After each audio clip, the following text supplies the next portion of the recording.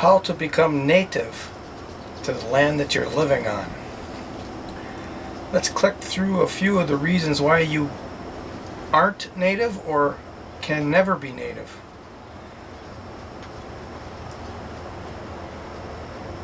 For instance, a European or a Russian or a Northern Chinese has very little melanin in their skin. And melanin is your protective layer, protective part of the skin from the radiation coming into the atmosphere generated by the sun.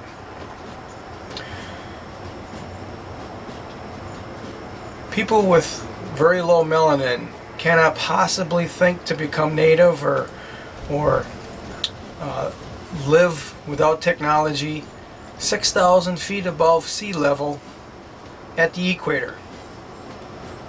That is one of the most harshest conditions because the radiation from the sun goes through the least amount of atmosphere. And you really need melanin in your skin to be able to exist there without technology. Likewise, someone who is adapted to 6,000 feet above sea level, probably in most places, isn't going to be able to exist at the Arctic with the Eskimos hunting seals at sea level.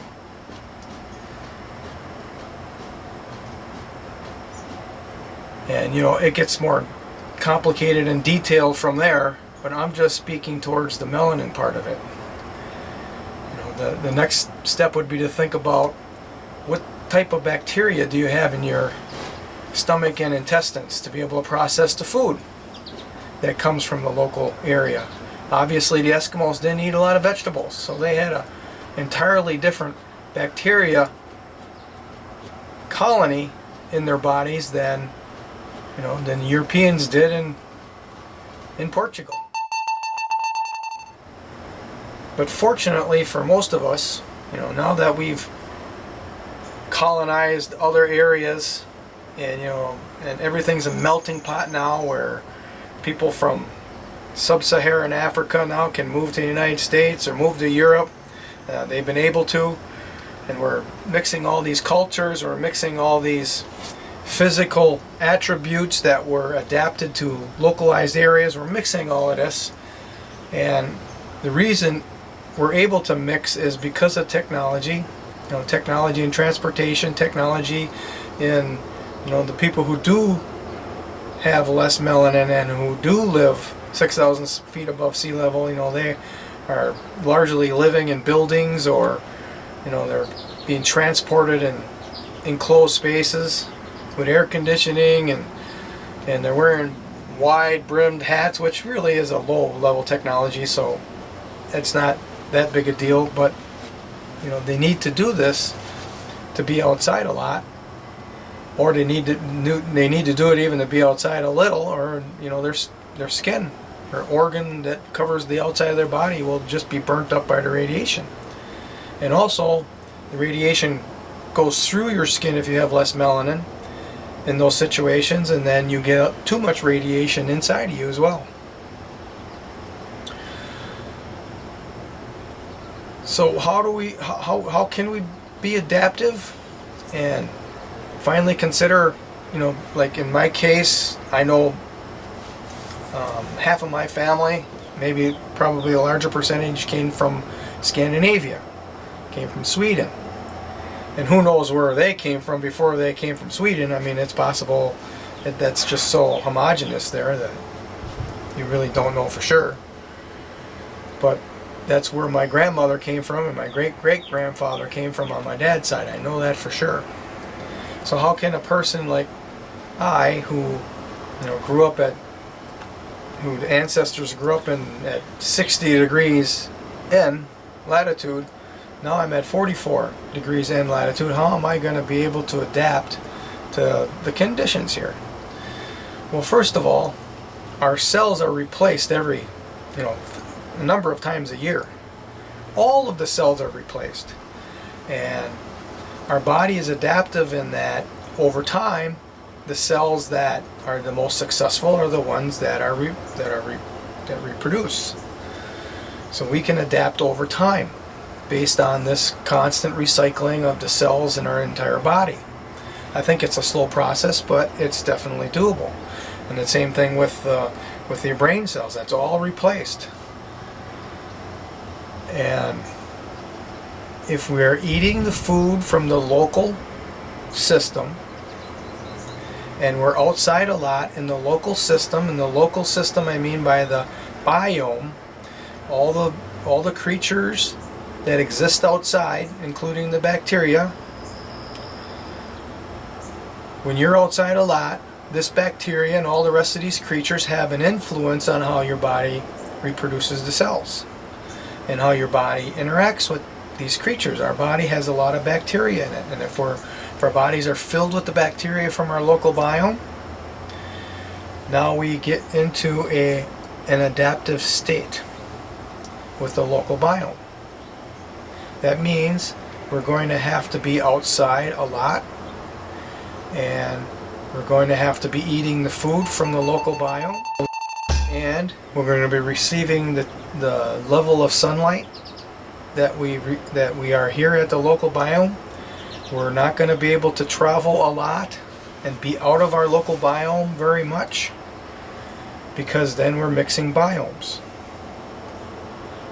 There are studies that show that the longest lived, healthiest people, hardly ever leave their local biome. Now, it's true that there are people who, for instance, where I live here in Wisconsin, there are people here that have ancestry back, maybe as far as 10,000 years, right up until ice sheets. And they are more adaptive, more easily to adapt to their local biomes than maybe I would be, my ancestry coming from Scandinavia.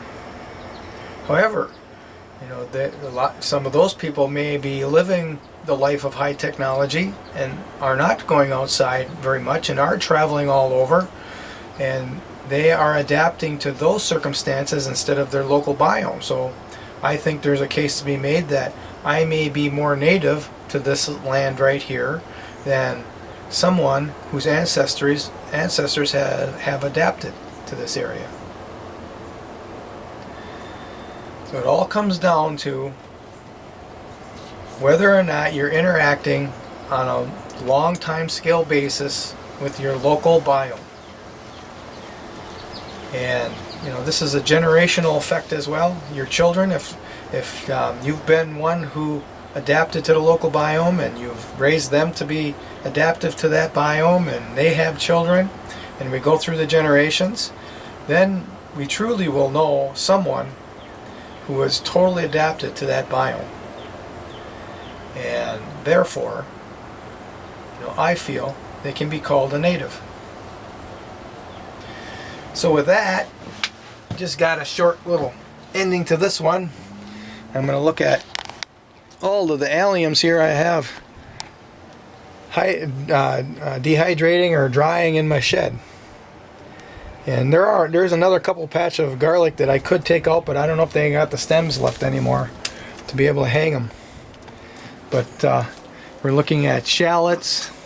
I have two different types of shallot, three different types: gray shallots, French shallots. No, that's two. Then I have potato onions, and I have two different types of garlic.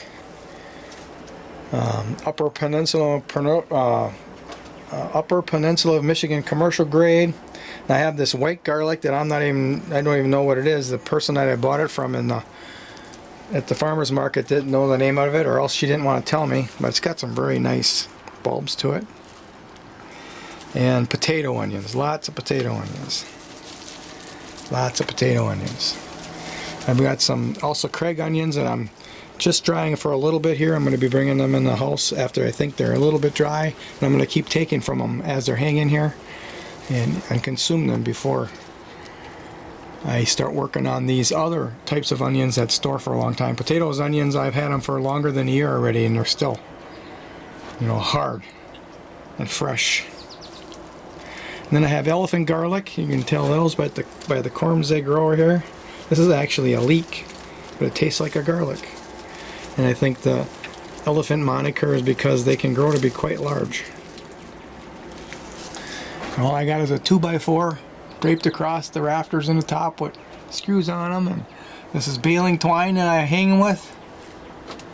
And I've done this for a lot of years. I've got video up on YouTube. This is probably not quite the largest harvest I've had, but it's some, in the top amount. So I'm looking forward to next year. I'm going to be growing even more. I made a mistake and gave too many away, and I kind of got depleted on potato onions. So last year I didn't eat as many. I saved more, and I'm going to do the same thing this year. Get that back up to where I'm harvesting, 600-700 a year. And alliums are a very good food source. There's phytonutrients in it and a lot of sulfur. Very good for us. Same as shallots. All alliums. Garlic is special, and if you crush it before you eat it, there's a phytonutrient called Larson that we can obtain from this garlic. I think it's the same thing if you ferment the garlic, it comes out black, but that takes a lot of energy, so I'm not interested in that. Unless I figure out a way to do it without using only sun energy, maybe. That might work. So, that's it.